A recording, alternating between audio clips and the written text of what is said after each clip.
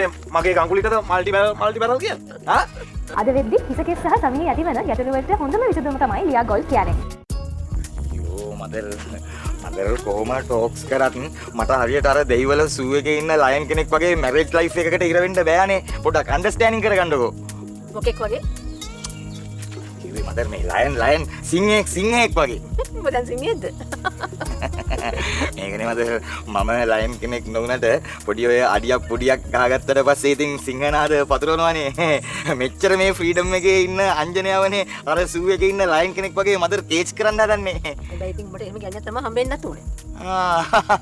මදර් කියයි එයා මෙතන ඇවිල්ලා මදරට මල්ටි බැරල් රොකට් ලොන්චර් ගහනකොට මදර් කිව්වේ තියෙන කබල් T56න් ෆයර් කරලා ඒවා සැලෙන්ඩර් කරන්න බෑ. එතකොට ඒ ඉෂුවුස් උත් මට තමයි සෙන්ටිමෙන්ටල් කරන්න වෙන්නේ. ඔය වගේ දේවල් පොඩි දෙයක් නැතිලක පුතේ. දැන් බලහන් ගංගුලියා. අපිට කොච්චර කාලකට ගත්තත් ඔය කියා සාගේටම ඉන්නේ අපිත් එක්ක. අම්මට සිරි හොඳ මල්ටි බැරල් එක ගංගුලියා ආහල මල් පිපිලා පිට ගහයි. අපේ කාටම හරියනවා ඉතින්. මොකද්ද කියන්නේ මල්ටි මේ මගේ ගංගුලිටද මල්ටි බැරල් කියන්නේ. ආ? අඩෝ මේ ඒ කෙල්ල ලස්සනයි ඈ. එයාට මේ මල්ටි බැරල් කියන්න එපා. හරිද? අයියා කියලා බලන්න යකෝ. උඹ ගිහිල්ලා ඇස් පරීක්ෂාවක් කරගනින්. ඇස් දොස්තර කෙනෙක්ට කියන. නේද අම්මා? කට පොඩ්ඩක් අවුල් වුණාට ඒ කෙල්ල ලස්සනයිනේ. උඹටම හරියන එක තමයි ඒක.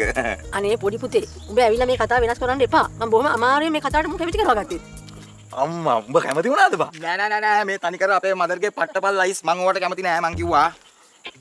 දැන් උඹ හිතන් ලස්සන කෙල්ලෙක්ට උඹ අකමැති වෙනවද? නෑ ඉන්දියාවේ නිලියක් වගේ කෙල්ලෙක් කිටි රූපයක් වගේ කෙල්ලෙක් ආවම ඈ ඒකේ උඹට කැමති නම් උඹ අකමැති. අනේ මේ ඵලයන් අයියා නේද අම්මා? ඒකයි අර ඉතින් එහෙම සිටුේෂන් එකක් තියෙනවා නම් හින්දි ඇක්ට්‍රස් කෙනෙක් වගේ නම් පොඩි ලයික් එකක් කමෙන්ට් එකක් හાર્ට් එකක් වගේ වැටෙන්න ඉඩ තියෙනවා. රූපේ සේවිතත් ලොකු පුතේ උඹත් එක්ක දීගෙන්න කැමති වෙන එකේ කැමැත්තවත් තියෙන දීපංකෝ. ඒකත් ලොකු දෙයක් නේ. අනික ඉතින් මං ජීවත් වෙලා ඉන්නකම් උඹලා ඔහම ඉඳි.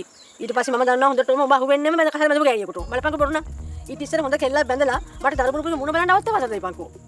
හරි අම්මා ඉතින් මේ පැත්තෙන් උත්තරය ඇවිල්ලානේ තියෙන්නේ. දැන් අපි දෙගොල්ලෝ ගිහිල්ලා අපි ගිහින් කතා බහ කරලා දවසක් දාන්න වැඩි ඉස්තිර කරගමු. එහෙම ප්‍රශ්නයක් නැහැ. මොනවා වුණත් අපිට වාහනයක් එහෙම තියෙනවනේ ගැම්මට බහින්. ඕන්න මම අපේ කෙවින් සර්ගේ කාර් එක අරන් එන්නම්. කිසි ප්‍රශ්නයක් නැහැ. එතකොට බං ඔය නැට්ට නැති රිලෙවෙක්ට උනක් කෙල්ලෝ කැමති වෙනවා. එහෙමයි කෙල්ලොන්ගේ හැටි. ඒක ප්‍රශ්නයක් නැහැ. යකෝ මේ උඹටත් මේ පුදුම අමාරුවක් නේ තියෙන්නේ මාව මැරි කරවන්න. ඉස්සෙල්ලා උඹ බැඳගනින්කෝ. යකෝ මේක පුදුම මේ ෆ්ලවර් කරදරයක් උනානේ මට.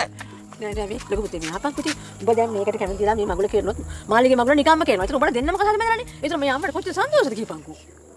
උන්ගේ තාත්තට මොකද අම්මේ? ගස් එහෙම කෙස් ගස් හිටවන්නේ නැත්නම් විග්ගයක් දාමු උඩ. කවුරු හරි දන්න මේක පාටිස් කෙනෙක්. තාත්තට මම වෙඩින් එක දවසට පොර ටිකක් ගෙනල්ලා තියෙන්නේ දාන්න. ඔබ මේ වෙඩින් එකක් කතා නොකර හිටපන් මේ අපේ මදර් රවුස්සන් නැතුව ඈ.